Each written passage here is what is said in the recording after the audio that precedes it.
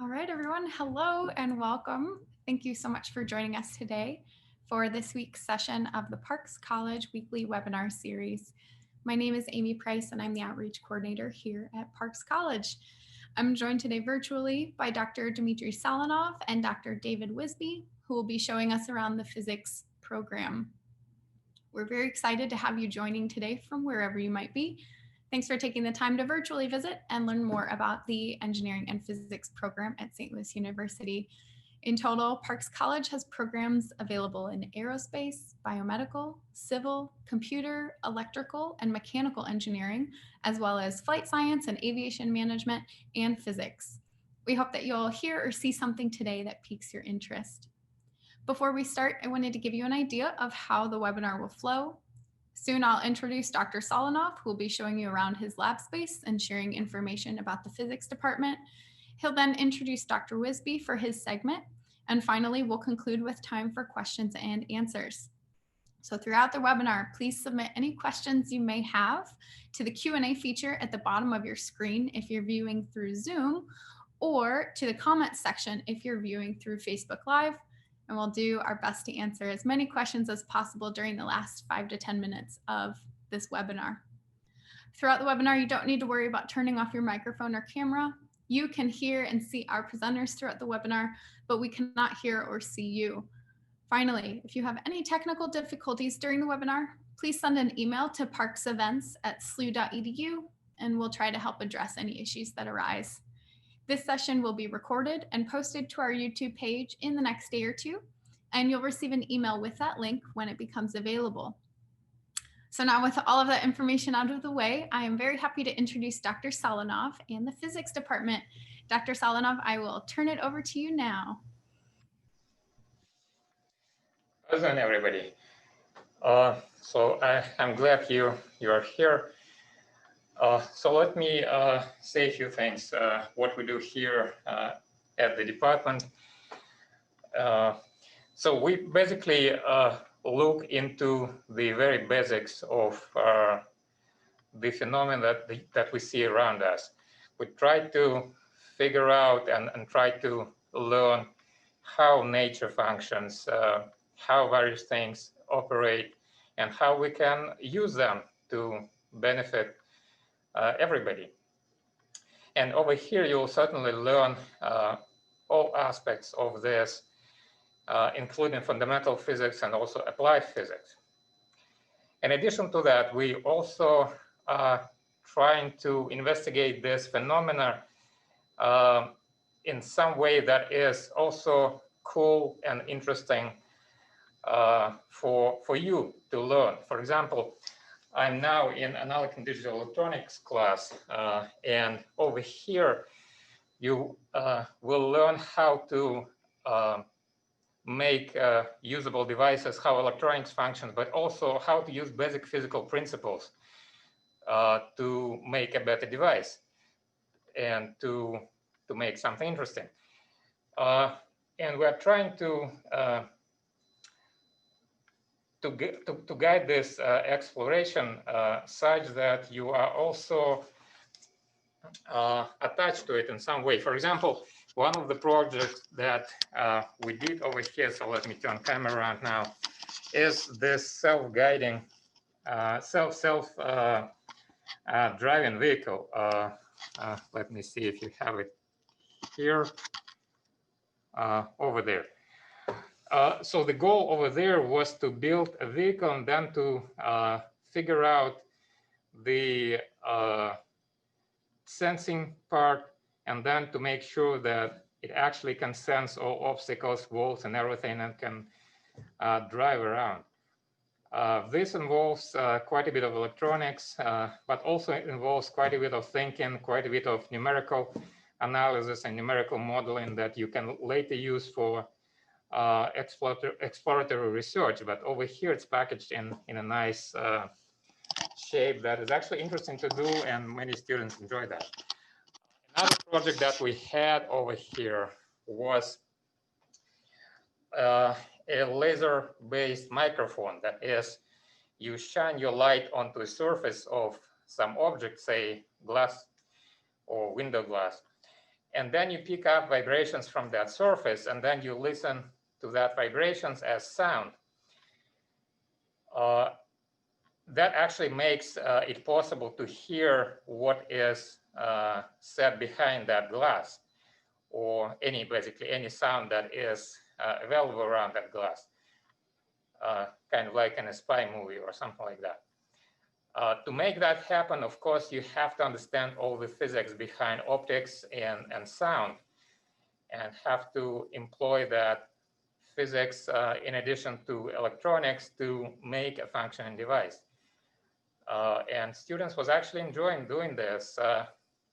They do a lot of trial and errors. They experiment a lot with lasers, with sound. And eventually they actually built a device that made it possible. So we're trying to explore various things. Also, in addition, every student here will be involved in research that we all do, all faculty do, as part of our normal routine. For example, my research area is quantum information. And so I certainly welcome everyone to join me at some point. Quantum information is quite an interesting topic, and it's a very popular topic. It involves ways of computing things much quicker than you can do on regular computers, or even on large clusters of regular computers. And you can also do things that are essentially impossible on regular computers, right? Like breaking a security encryption that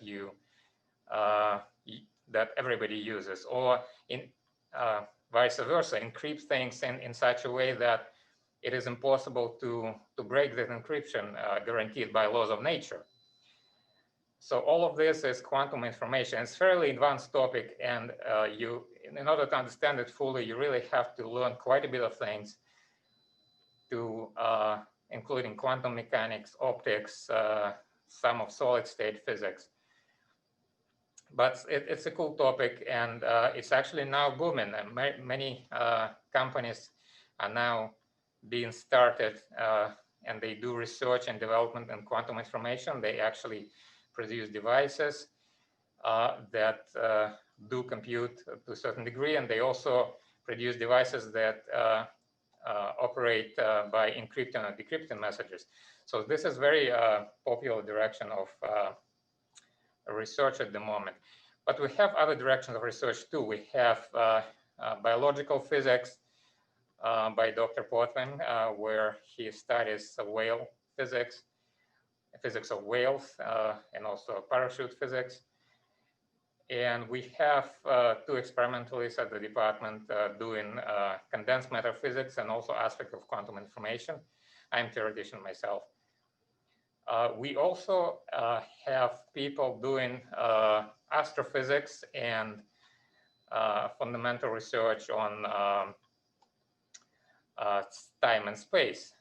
So as you see, you will have plenty of choices when you come here and join us to do undergraduate student research. And you are welcome to certainly go around, talk to everybody, hopefully at some point without mask, but at this point via Zoom, and learn as much as you can. You may ask, what is the difference between, for example, physics and some related topics like engineering or chemistry? Why do I choose physics? Well, it's your personal choice, of course. For me, physics was a way to explore nature in a ways that chemistry or engineering can't. It's a way to answer questions of why certain things behave this way and not the other. So this is how it turns out to me. If you are thinking about prospects of a job prospects, physics is probably not extremely popular direction because it's fairly difficult. However, what you learn over here at the department provides you a very basic knowledge and knowledge that you can use in many different areas. If you look around, physicists actually they find positions pretty much everywhere, all over the place. They do find very nice jobs in banking. They do find jobs in chemical companies, in Boeing, in aircraft industry, in security companies, in many places, also government labs, of course, and institutions. Why? That is because here at the department, we try to teach as very basic phenomena and as broadly as possible, so that you have as broad of a knowledge as possible that you can use later on. So you will have, so your knowledge will not be focused to just a specific specific physics direction that your, say, mentor is doing, but you will venture and explore uh, far away from there too, and explore other areas, areas that touch biology, chemistry, engineering. As you saw over here, we do a lot of engineering too, in a sense, so that you will have exposure to engineering, electrical engineering, as I showed here, like in digital electronics class that I'm actually teaching today, later today. So you will acquire a broad knowledge that you can use pretty much everywhere, and it's totally up to you how to use it, how to benefit from it. Dr. So should I Salinov, stop at this point? Oh, we have the, okay, good. All right, we have Dr. Wisbey here. I'm going to disappear, and Dr. Wisbey, I'll let you take over. Thank you. Hi. Are the students here? Yes, we've got students via Zoom and via Facebook Live. Oh, okay. Hi. My name is Dr. Wisbey, and I am here in my lab. This is my experiment that I work on. I have an adiabatic demagnetization refrigerator over here. And right now this is at 3 Kelvin. So, well, the inside of it is. And I'm just about to run a mag cycle, which means when I do that, I will be able to get my refrigerator down to around 40 millikelvin, which is very, very cold. It's about minus 496 degrees Fahrenheit, which is the temperature that a superconducting qubit has to operate at. Many companies right now, such as Google, there's a startup company called Rigetti, are trying to build the next generation of quantum supercomputers, which is a quantum computer. So I'm just about to run a mag cycle because I'm in the process of testing the materials that will go into future qubits. So one of the big problems with quantum bits right now is that they're not good enough to actually store the information long enough. So the devices that I use they store a single microwave photon, and they use that to pass information between different circuits in your quantum computer. And so, but it has to be very cold. And the metal parts over here, so these are all of my controls. This is where I do my measurements. I control the temperature. And then in this device right here, this is my refrigerator. So inside, you need to have very good shielding to protect it from any kind of heat and electromagnetic radiation. So other microwaves from your cell phone, radio waves, and heat from the outside room. Heat is a big one. And so right now, this is also under vacuum. So there's no air inside of here, because if I had air on the inside of this, it would heat up the coldest part, and so I wouldn't be able to operate the circuits. All right, so other parts of my lab that I typically use, I have a chemical hood over here. Usually this is something that chemists have, but since I'm somewhere sort of between a physicist and a chemist, I often use this to clean my samples. So I've got acetone, isopropanol, and then over here, I have a big chamber right here. And this chamber is used to grow the actual material that will be used inside of a quantum computer. So I've got students that are building this right now. They're helping me to repair it, and I'll be able to grow circuits made out of niobium and aluminum and other superconductors. So superconductors are what a quantum computer will be made out of. So most quantum computers are made out of aluminum.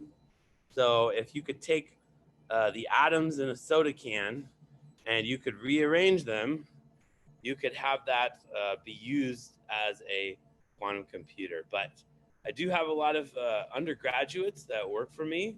So right now I have one, but I could probably take a few more students. So I like having students work for me because I also learn things when we have students. So as students, if a student were to join my research group, you'd start off by doing simple things around the lab, and then as you took more and more physics classes, then you can start to do more and more important and complicated things as you understand more and more what's going on. But this part, we put samples in. I also sometimes use a 3D printer. So I typically I make a lot of different things inside of my lab, and so when I do that, I will print them using my 3D printer first. And so I also have students learn how to use my 3D printer, and then some of the things that they've done, some of the components that I use inside of my refrigerator. First, we make it on the 3D printer, and then we actually put it back over there in my refrigerator. Right?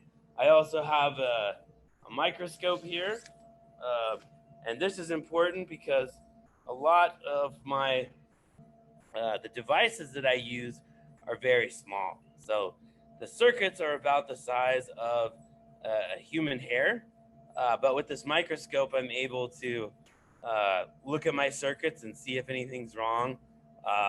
And so typically when I get a sample from Washington University, I'll have to pick up my sample and then find a device that I could use inside of my circuits.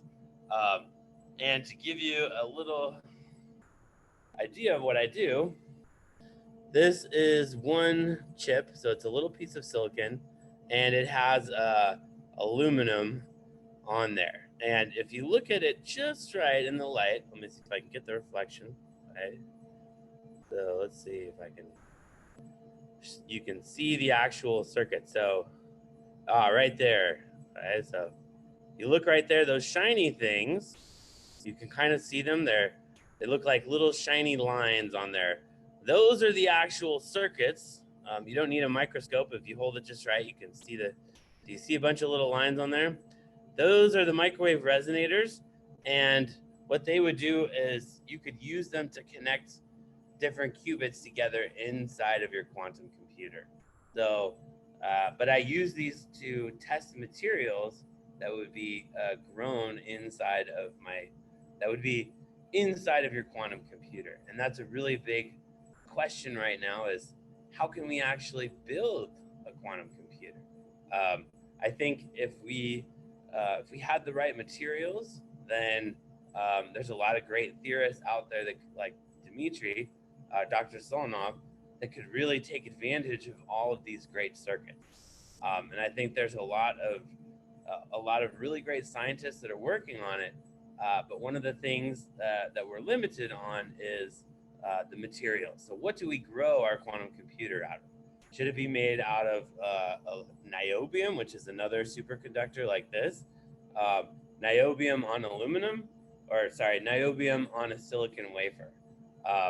And these silicon wafers are similar to the ones that Intel uses to grow your all the components of a normal computer. So if you have a normal Pentium processor, Intel also uses silicon wafers, and they also can use aluminum. And so all of the techniques that we use to make these devices are things that Intel is also using. So over at Washington University, researchers there go inside of a clean room, and they actually wear a full body suit to prevent any dust or flakes from your skin from getting on the circuit, because the circuits on this device are actually smaller than a single human hair. And so if you had something like an eyelash or a flake of your skin, if it landed on your device when you were fabricating it, it could ruin the whole device. So, and Google right now is also trying to build a quantum computer with about 70 to about 100 qubits. But this is a really big fabrication process, and there's a lot of things that can go wrong. And so they use a lot of techniques that Intel uses in the industrial world to try and make those things better in science. So we borrow from industry, and then industry also borrows from us. So people that work in my lab, this would be great experience if you wanted to go work at Intel or Google, making devices for Intel. Maybe you would like to make Pentium processors or help design them. And also Google. Google has a lot of jobs for this too. There's a lot of startup companies are also working on this. But let's see. So today what I'm working on, I have one graduate student and one undergraduate student right now. And we are in the process of testing some of these devices. We put one in there, and so my sample is it's 1 by 1 centimeter, so it's 1 centimeter squared. And in order to measure it, we have to use this whole apparatus. So let me show you some other things in my lab. So here's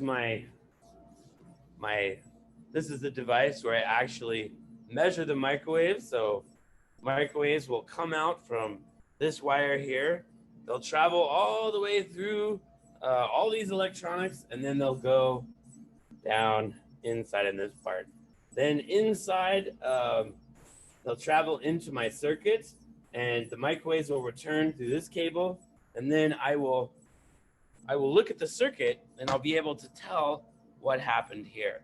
And so this is similar to how you might measure different qubits, and I can even measure a single qubit in my refrigerator. So in a sense, I can make a very simple quantum computer in here. It would only have one single bit, but let me show you some of the pieces that I would use inside of my quantum computer. Okay, so what would a qubit look like inside? Okay, so my qubit would actually sit in an aluminum box just like this. Okay, so imagine that for a really powerful quantum computer, you would need about 300 qubits. This box could hold one of them. So with the current setup that we have right now, IBM, their quantum computer, it had about 70 of these little boxes. They're all hooked together. They have 2 ports going in, so you can shoot microwaves in, and then the microwaves come out, and you can see the response from your circuit.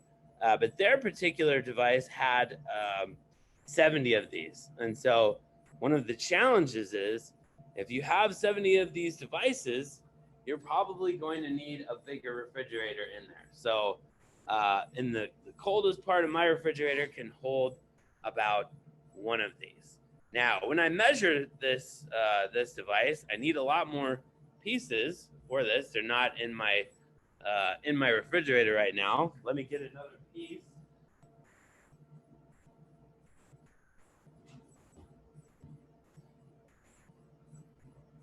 So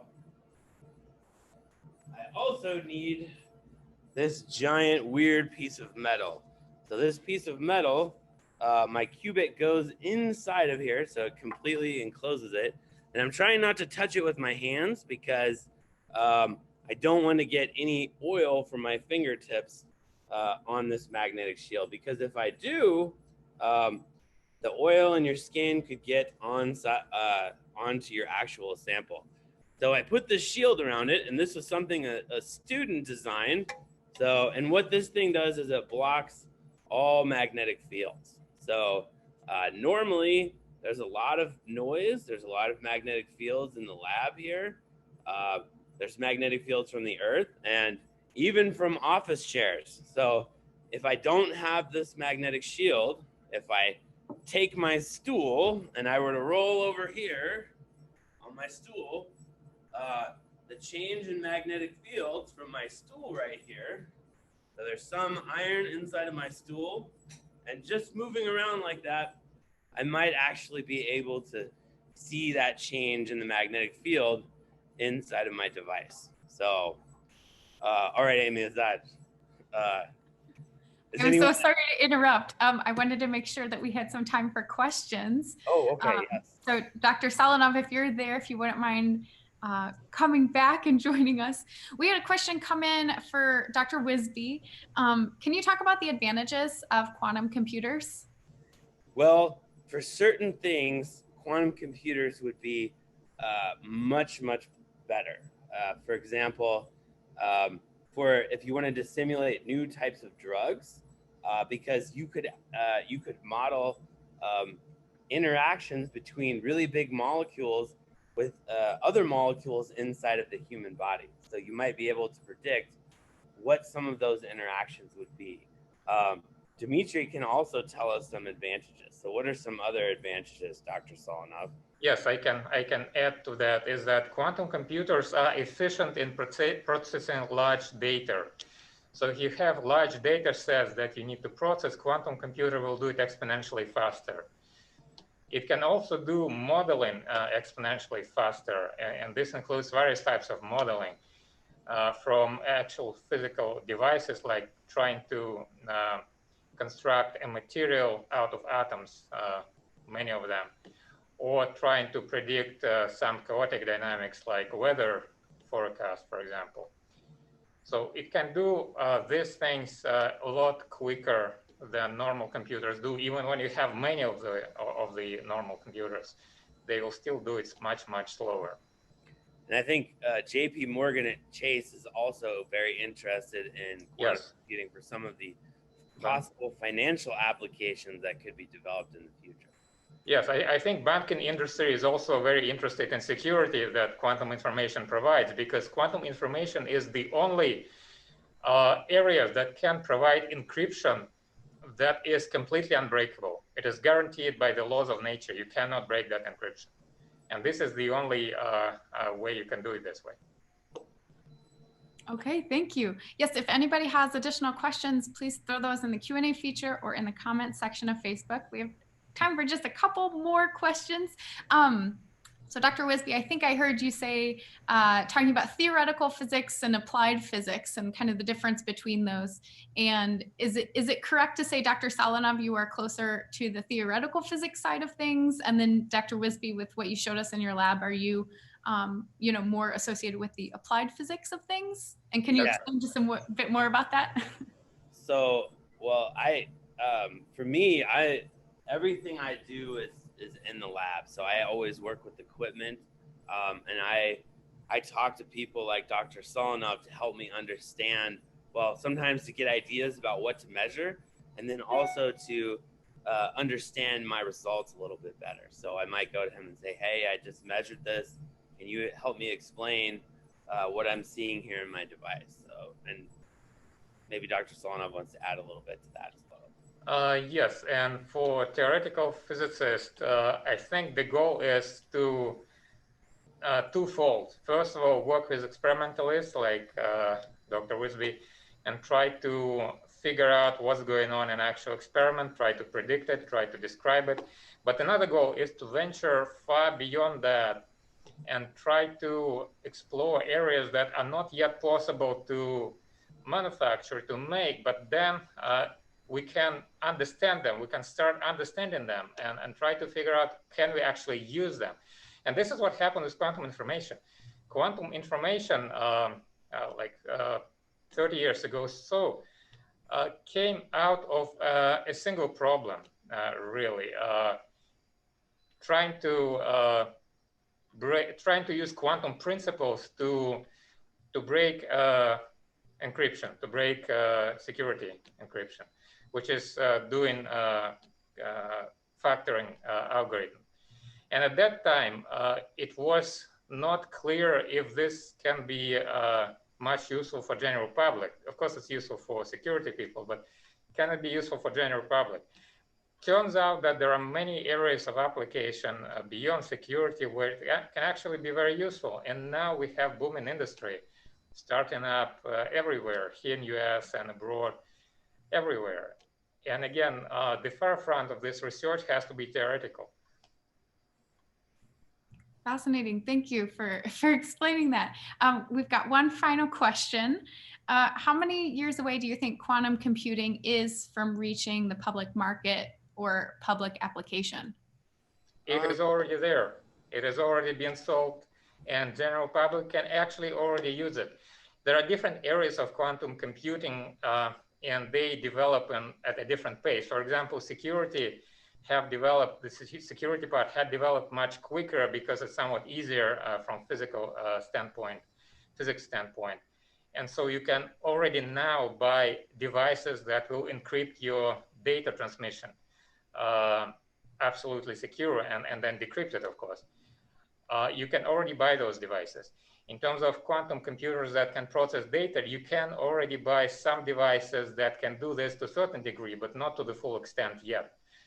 But the field is developing very rapidly, so hopefully very soon we will see much larger quantum computers. Some companies also have a bigger quantum computer publicly available, so you can go and you can actually get some code and upload it to the quantum computer. I think IBM has a public one, but it doesn't have a huge amount of capabilities in terms of processing really big numbers, but there are a lot of, as Dr. Solenov was saying, there are already things out there, but there are many more things yet to come. So it might be a few years before we can start simulating really big drugs and making breakthroughs in medicine. So we're still a few years away from that, but there are already things now that are commercially available.